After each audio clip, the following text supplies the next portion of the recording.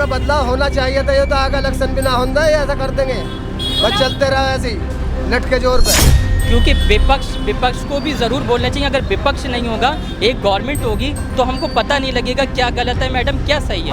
कांग्रेस के टाइम में बहुत अच्छा हिसाब था, बहुत सस्ता जमाना था, बहुत अच्छे, एक कमाता था 10 खाते थे।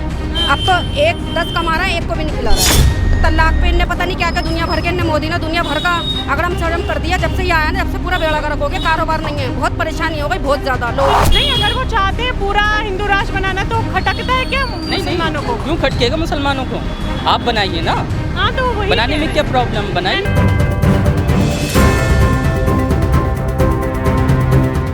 आपका क्या नाम है? यूनुस यूनुस। जी। तो केजरीवाल जी जो हैं उनको जमानत मिलने वाली थी, लेकिन हाई कोर्ट ने वो खारिज कर दी।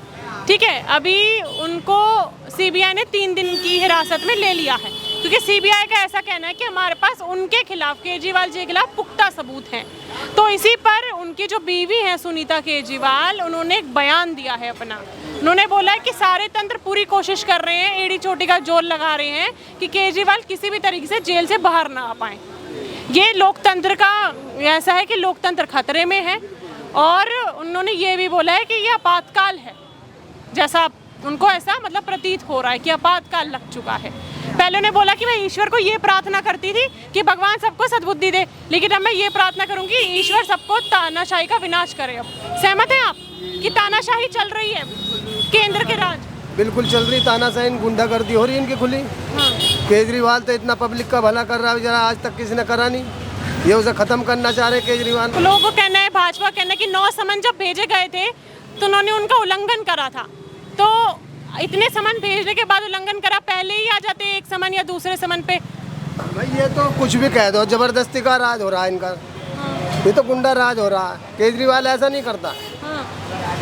कि इनके जब वो आए जमानत पर, उधर सुप्रीम कोर्ट ने कैंसिल कर दिया उसका मामला। सुप्रीम कोर्ट कल 26 तारीख की सुनवाई होनी थी, लेकिन उससे पहले ही सीबीआई आ गई और उनको लेके चली गई। इन्होंने उसके पीछे केजरीवाल के कि ये बाहर ही ना आए। तो आपको लग रहा है कि जितने भी ऑफिशियल संस्थाएं हैं, खरीद रखा है क्या भाजपा ने? और क्या, सबको खरीद लिया इन्होंने। हाँ? सबको खरीद लिया इन्होंने। गुंडागर्दी हो रही खुली। तो जो अभी तीसरी बार भाजपा आई है, आपको था कि कोई बदलाव चाहिए था आपको? अब का बदलाव होना चाहिए था। ये तो आगे इलेक्शन भी ना होता है, ऐसा कर देंगे, बस चलते रहा ऐसे ही लट के जोर पे।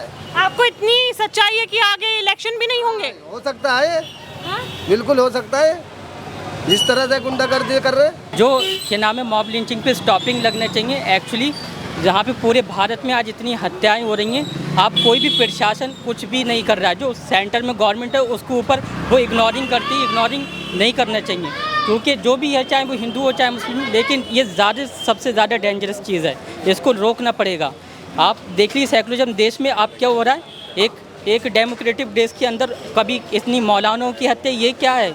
ये तो कुछ तो देखना पड़ेगा ना। एकदम थोड़ी है मैडम, हम भी भारत के अंदर रहते हैं। ऐसा नहीं, जब तक प्रधानमंत्री इस चीज़ को इग्नोर करते रहेंगे तो हम कैसे सहन होगा मैम, खुद सोचिए। मतलब वो क्या चीज़ इग्नोर कर रहे हैं? जैसे आपने बोला कि मौलाना है जो है लगातार कंटिन्यू मौलानाओं की हत्या, यूपी के अंदर आप देखिए अलीगढ़ की हत्या, ये कितना शेम ऑन यू, कितनी शर्म की बात है। एक सेंटर में गवर्नमेंट जो कहती है मैं खुद बिल्डोज कर दूंगी, लेकिन वहाँ पे बिल्डोज नहीं जाता है। ठीक है, उनने चोरी करी, जो अलीगढ़ की एक कांड था, लेकिन उसे पुलिस के अंडर भी तो करा जाता था।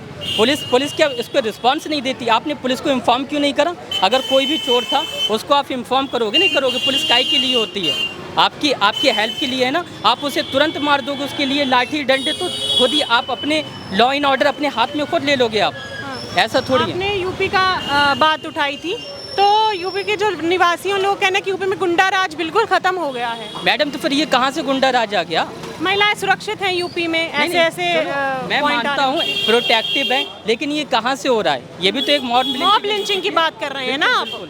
हाँ। इस पे भी अंकुश लगने चाहिए, नहीं लगने चाहिए? अखिलेश यादव पता होगा आपको, है ना? तो अभी ओम बिरला जी जो हैं लोकसभा के स्पीकर चुने गए हैं, ठीक है। तो अखिलेश यादव जी ने उनको बधाई भी दी है, लेकिन बधाई में ना उन्होंने थोड़ा कटाक्ष भी करके कहा है कि आप जो गरिमा है वहाँ की संसद की बनाई रखिएगा, रक्षा करिएगा। आप विपक्ष में तो अंकुश लगाते हैं, लेकिन पक्ष पे भी लगाइएगा। सहमत हैं उनकी बात से? बिल्कुल बिल्कुल मैं एग्री करता हूँ, आई एग्री विथ यू, क्योंकि विपक्ष को भी ज़रूर बोलना चाहिए। अगर विपक्ष नहीं होगा, एक गवर्नमेंट होगी, तो हमको पता नहीं लगेगा क्या गलत है मैडम, क्या सही है। हमको ये भी है ना विपक्ष के लिए। आप जब तक अखिलेश यादव ने, बाकी असदुद्दीन ओवैसी ने भी बोला, ऐसा नहीं उनसे स्पीकर साहब से कि आप भी गरिमा बनाए रखिए, हमको भी मौका दे बोलने का। आप असदुद्दीन ओवैसी की बात लेके आए, ठीक है, उन्होंने 5वीं बार शपथ ली है। उन्होंने जब तक शपथ ली तब तक सब सही जा रहा था, लेकिन उन्हें कुछ ऐसा बोल दिया कि राजनीतिक माहौल गर्मा गया है। अब उन्होंने शपथ लेने के बाद ये नारा दे दिया, जय भीम, जय मीम, जय फिलिस्तीन। क्या अब सवाल ये उठ रहे हैं, भारत में रह के वो एक किसी दूसरे देश के फिलिस्तीन के नारे लगाना सही है? मतलब उन्हें जय फिलिस्तीन बोला तो क्या वो जय हिंद, जय भारत भी बोल सकते थे? उनको नहीं बोलना चाहिए था? मैडम इससे नेगेटिव इफेक्ट नहीं पड़ेगा? बिल्कुल मैं बिल्कुल, आपने बहुत अच्छा सवाल करा।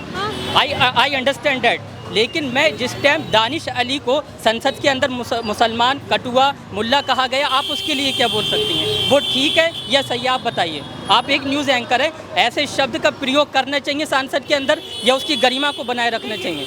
किसी भी नेता, किसी भी प्रधान, किसी पोस्ट पे हो, कोई पर्सनल कमेंट या कुछ भी करना वो गलत है, चाहे वो किसी पार्टी से हो। हाँ, हम भी मानते हैं किसी भी नेता पे कोई ऐसा कमेंट नहीं करना चाहिए। कहा हिंदू राष्ट्र बनेगा, तो एक सेकुलर देश को हिंदू राष्ट्र कैसे बना सकते हो आप? तो हिंदू राष्ट्र बनने में दिक्कत है आपको? नहीं, दिक्कत नॉट ए प्रॉब्लम।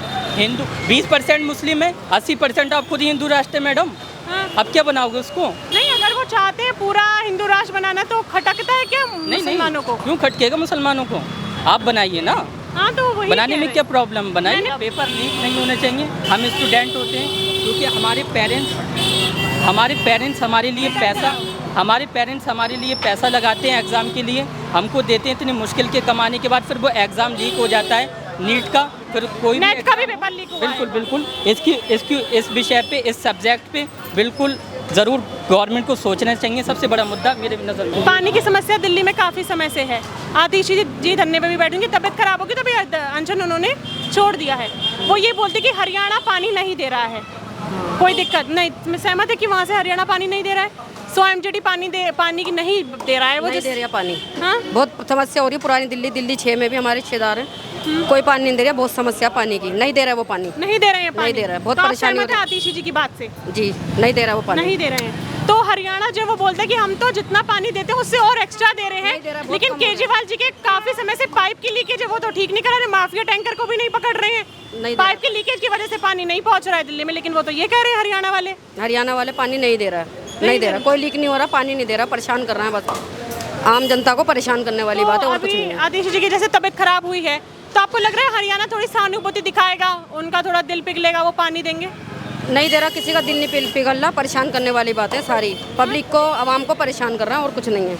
अभी सुनीता केजरीवाल जी का नाम सुना होगा, केजरीवाल जी की पत्नी है वो, है ना? अभी केजरीवाल जी को सीबीआई ने हिरासत में ले लिया। उनकी वाइफ ने बोला है कि लोकतंत्र लग रहा है खतरे में है, ऐसा लग रहा है आपातकाल लग गया है। मैं भगवान से ये प्रार्थना करूंगी अब कि तानाशाही का नाश हो जाए। आपको लग रहा है कि मोदी जी के राज में पीछे 10 साल से तानाशाही चल रही है? नहीं, मोदी के राज में हुआ ऐसा पहले नहीं हुआ, कभी कांग्रेस के राज में नहीं हुआ। बहुत बढ़िया हिसाब था कांग्रेस में, उनके राजीव गांधी के, इंदिरा जी के ज़माने में बहुत अच्छा हिसाब था। जब से ये मोदी बैठा है ना, जब से इन्हें पूरा बेड़ा गर्क कर दिया पूरे देश का। इंदिरा गांधी के टाइम पे तो मोदी जी ने बोल दिया 1975 में जब इमरजेंसी आपातकाल लगी तो उसमें तो काला धब्बा बता दिया फिर तो कि वो तो काला धब्बा है। नहीं, विपक्ष के सारे बड़े बड़े नेताओं को डालने के लिए इमरजेंसी लगा दी थी, जेल में भेज दिया था। कांग्रेस के टाइम में बहुत अच्छा हिसाब था, बहुत सस्ता जमाना था, बहुत अच्छे, एक कमाता था 10 खाते थे। अब तो 10 कमा रहा है, एक को भी नहीं खिला रहा है। मोदी का इसके टाइम में, मोदी के टाइम में इन्हें तो जी आप बदलाव चाहते थे इस बार? और क्या बदलाव चाह रहे हैं? तो राहुल गांधी चाह रहे थे, तो राहुल गांधी आ जाए। बहुत बढ़िया इंसान है वो, बहुत नेक इंसान है राहुल गांधी। लेकिन कुछ लोग जो भाजपा के सपोर्ट में पप्पू के नाम से क्यों बुलाते हैं? वो तो ऐसे बोलते हैं, भोगते हैं। पप्पू तो वो लग रही है मुझे, मोदी लग रही है पूरा। पप्पू क्या, वो तो पूरा ही, उनने तो बेड़ा करा के कर दिया। क्या नाम है आपका? नाम जगदीश है। जगदीश, ठीक है। तो अभी पेपर लीक का सुना होगा आपने? मैडम एक बात बता, बुरा ना मानना है, मोदी जी बोले पेपर लीक तो देख नहीं रहे, इसको देख रहे हैं पहले। वो इसको जो इसके बारे में कि मुझे इंदिरा गांधी ने ये कर दिया, वो कर दिया। अरे पहले घर की समस्या को तो पूरा करे पहले। घर की समस्या मतलब ये पेपर लीक हुए हैं। हाँ, मेडिकल का पेपर। हाँ, उनको नहीं देख रहे, वो दूसरी समस्या लेकर बैठ गए हैं, उनको लेकर बैठ गए। वो काम, वो पब्लिक वो काम करे, पब्लिक रोटी खाए, सबको रोटी मिले, काम वो काम सारे बंद कर रखे हैं। बताओ, तो मोदी जी ने के राज में कोई काम नहीं हुआ आप जनता के लिए? पब्लिक भूखी मरी, कारोबार नहीं है, अब काम होता है और आदमी परेशान क्यों होता है बिना गई? बोलते हैं योजनाएं निकाली, आवास योजना, आयुष्मान योजना, उज्ज्वला योजना। अपने आदमी खाते हैं, गरीब आदमी को कौन दे रहा है? बेचारा परेशान, दुकानदार परेशान हो रहे हैं, इन्हें कौन दे रहा है बताओ? महंगाई इतनी हो रही है, गरीब आदमी दुकानदार पे परेशान है, कारोबार नहीं है, परेशान है, किराया दे रहे, कहाँ से दे, काम ही नहीं किसी का। मोदी जी बोलते हैं बिजनेस खोल लीजिए। क्या बिजनेस खोला गया? लोन देगा दोबारा लेगा नहीं क्या वो? लेगा नहीं क्या वो? कहाँ से देगा आदमी? बच्चे पे पल नहीं रहे बच्चे के, किसी के काम ही किसी का हो रहा है। वो ये बोलते हैं कि अगर 10-10, 12-12 बच्चे करेंगे तो फिर बेरोजगारी तो लगेगी। मर्जी है, वो देने वाला वो है, तो देने वाला वो ये माँ किस लिए कमा रहे हैं? अरे क्या अल्लाह के दिन क्या बोले आपने? भगवान दे रहा वो तो अल्लाह दे रहा है, माँ बाप रहना, वो किसी भीख मांग रहे, वो माँ बाप खिला रहे हैं उनको, मतलब अल्लाह इतने देने वाला वो है, मेहनत कर रहा है। भाजपा फिर वो ये क्यों बोलती है अगर इतनी 10-15 बच्चे अल्लाह की देन है तो फिर 15 रुपए में 10 किलो राशन मांग ले अल्लाह से? फिर सवाल वो नहीं है, जब आदमी मेहनत करता है बच्चों के लिए करता है, भूखा प्यासा जाता है, क्यों बच्चे के लिए जा रहा है? तो अगर एक परिवार 10-10, 15-15 बच्चे करेगा तो बेरोजगारी, महंगाई तो लगेगी ना। फिर वो बोलते अल्लाह से ही मांग ले ना, 15 रुपए 10 किलो राशन मांग ले। अगर वही दे रहे तो फिर आप बोल रहे हैं महंगाई भी लग रही है। हालत खराब, कारोबार बंद लोगों के। फिर आप ये क्यों बोल रहे हैं लग रही है महंगाई? तो हाँ, क्या नाम है आपका? दीबा। हाँ दीबा। ये बताइए कि महंगाई लग रही है आपको? महंगाई तो है ही मैडम, महंगाई क्यों नहीं है? हो गई महंगाई तो। महंगाई तो बहुत है, महंगाई तो है ही, ये बताओ। कांग्रेस के टाइम पे महंगाई नहीं थी? के टाइम पे नहीं थी। हाँ? कांग्रेस के टाइम पे नहीं थी, कांग्रेस के टाइम पे बहुत सच्चा जमाना था, सस्ता जमाना, सच्चा जमाना। विकास होगा तो महंगाई तो बढ़ेगी ही।